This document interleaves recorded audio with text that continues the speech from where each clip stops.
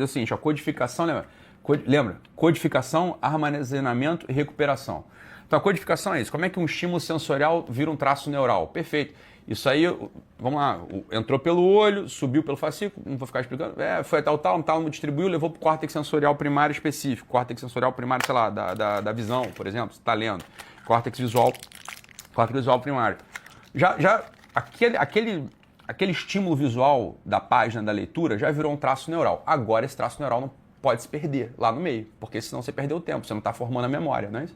Como é que você faz com que ele não se perca? Antes você energizou, entre aspas, o teu córtex pré-frontal, pensando, entendendo o motivo do estudo. Eu vou virar um grande terapeuta, vou ajudar as pessoas. O Freud, ele nasceu em tal lugar. O teu córtex pré-frontal está preparado para o quê? Receber o traço neural do córtex primário, córtex visual primário, por exemplo, você está lendo um livro, ou córtex auditivo primário e visual, né? Você está vendo uma aula, você está vendo e ouvindo. Aquilo ali ganha um valor para o córtex pré-frontal e ele joga lá para baixo, entre aspas, né? Ele joga, entre aspas, também, para o hipocampo. E o hipocampo tende a transformar aquilo que seria uma memória banal, trivial, né? De organização do dia, numa memória que você vai poder evocar depois. Só que o hipocampo ele não consegue, ele não resiste a muito tempo de estímulo, perfeito? Não resiste a muito tempo de estímulo. Então você faz o quê? Você vai fazer o spacing effect. Você vai dar uma pausa e nesta pausa você vai fazer o tal do active recall. O que é o active recall? Você vai tentar relembrar aquilo que você estava estudando, estava lendo, né? Ou estava vendo e ouvindo numa aula.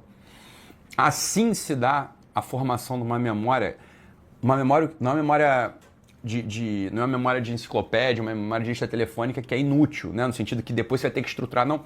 Você já vai formando memórias estruturadas com valor que podem ser recuperadas, né? Codificação, armazenamento e recuperação. Essa memória ela vai ser recuperada depois, ela já vem estruturada para você.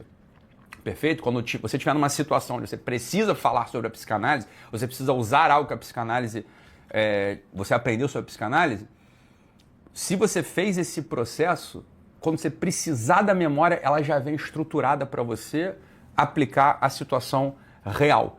Perfeito? Esse é o processo de aprendizado profissional, no final das contas, entende? Assim, é assim que você...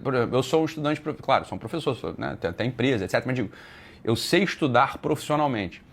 E aí, com o tempo, o que acontece também? O teu hipocampo ele vai se tornando...